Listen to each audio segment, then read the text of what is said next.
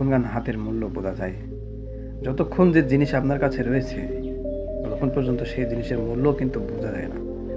যখনই সেই জিনিসটা হারিয়ে যায়, সেটা প্রেম হতে পারে, আপনার হাত হতে পারে, আপনার লাইফের যে কোনো জিনিস হতে পারে, তখনই কিন্তু বোঝা যায় যে জীবনের কত মূল্য বা সেই জিনিসের কত মূল্য ছিল, যেটা আমার কাছে ছিল কিন্তু আমি কোনো সময় ব্যবহার করি।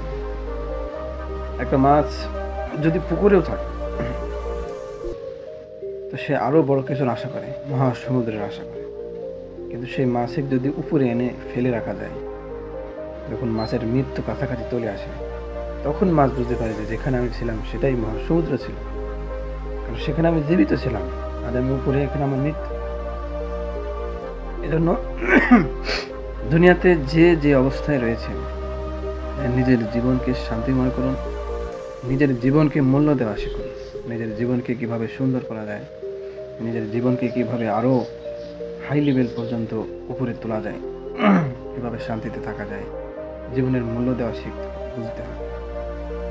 এখন প্রশ্ন করতে পারেন যে জীবনের আসলে উদ্দেশ্য কি, কিভাবে বুঝবো কি উদ্দেশ্যের জন্য আল্লাহ তাআলা দুনিয়ার বুকে আমাদের পাঠিয়েছেন। দেখেন, এত বড় ব্রহ্মাণ্ড ইউনিভার্স আল্লাহ তাআলা শুধুমাত্র কিছু কাজের জন্য পাঠিয়ে দিই।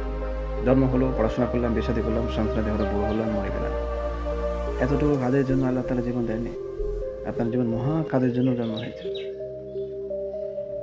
আপনার জীবন এত মূল্যবান, এত দামি, সেটার দিকে আপনি নজরই করছেন, আপনি বুঝবেন কি? আপনি তো দুনিয়ার পিছনেই দৌড়াদৌড়ি করছেন, আপনার নিজের সম্পর্কে, আপনার নিজের জীবন সম্পর্কে জানার তো আপনার কোনো প্রয়োজনই মনে করছেন না। জীবন সম্পর্কে জানতে হবে, আমরা দুনিয়াতে কেন আসলাম, দুনিয়াতে আসার উদ্দেশ্য কি? শুধু খেয়ে দিয়ে বিয়ে-শাদী করে সন্তানাদি করলাম, তারপরে সব কিছু শেষ করে মারা গেলাম, এতটুকু জীবনের উদ্দেশ্য হতে পারে না। এত বড় ইউনিভার্স, এত বড় ব্রহ্মাণ্ড তৈরি করার কোনো প্রয়োজনই ছিল না। জীবনের সবচেয়ে বড় উদ্দেশ্য নিজেকে জানা, নিজেকে পরিবর্তন করা, নিজের জীবনকে একটা সুন্দর মানুষ তৈরি করা, নিজেকে তৈরি করা। নিজে যখন সুন্দর একটা মানুষ তৈরি হয়ে যাবেন, ধীরে ধীরে নিজের জীবন সম্পর্কে আপনি জানা শুরু করবেন।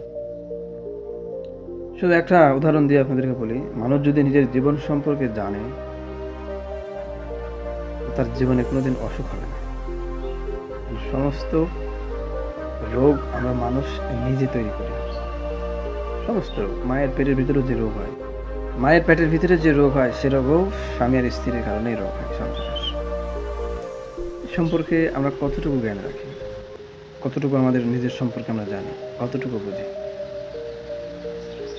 এজন্য নিজের জীবন সম্পর্কে জানুন, নিজের জীবনকে কীভাবে সুন্দর করতে হয়, নিজের জীবনকে কীভাবে হ্যাপি করতে হয়, নিজের জীবনকে কীভাবে রোগ মুক্ত থাকা যায়, নিজের জীবনে কীভাবে টেনশন মুক্ত থাকা যায়, নিজের জীবনে কীভাবে হ্যাপি থাকা যায়, নিজের জীবনে কীভাবে রাগ কন্ট্রোল করা যায়, কীভাবে অহংকার কন্ট্রোল করা যায়, নিজের জীবনে নিজের মনকে নিজের ইচ্ছা মতন আপনি ব্যবহার করতে পারবেন। আপনার মন আপনার কথা শুনবে, আপনার মনের মালিক আপনি কীভাবে হতে পারবেন, সেটাও কিন্তু জানা যায় নিজের জীবন সম্পর্কে যখন আপনি জানবেন।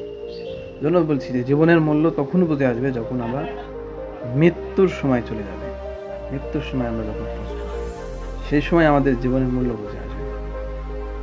জন্য জীবন থাকতে জীবন সম্পর্কে জানুন, নিজেকে মহা শক্তিশালী তৈরি করুন।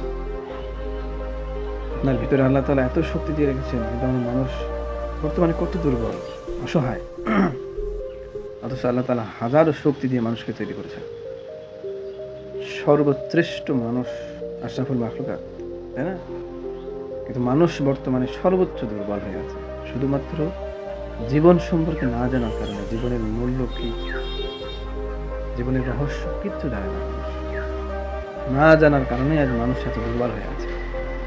এজন্য জীবন সম্পর্কে জানুন, প্রশ্ন করুন, মনের ভিতরে ইচ্ছা জন্ম নিন। প্রশ্ন করতে থাকলে আপনি ধীরে ধীরে জীবন সম্পর্কে জানতে পারবেন, নিজের জীবনকে কিভাবে সুন্দর করা যায়, হ্যাপি রাখা যায়, সব কিছু। তবেই দুনিয়াতেই আপনি সুখের শান্তিতে থাকতে পারবেন, নিজের জীবন সুখের শান্তিতে আপনি কাটাতে পারবেন। ধন সম্পদ, টাকা পয়সা হাজারো ইনকাম করে, অর্জন করেও কিন্তু আপনি সুখের শান্তিতে থাকতে পারবেন না, যদি জীবন সম্পর্কে না জানেন। জীবন কত মূল্যবান একটা জিনিস। আজকে এ পর্যন্তই। সকলে ভালো থাকবেন। আসসালামু আলাইকুম ওয়া রাহমাতুল্লাহ।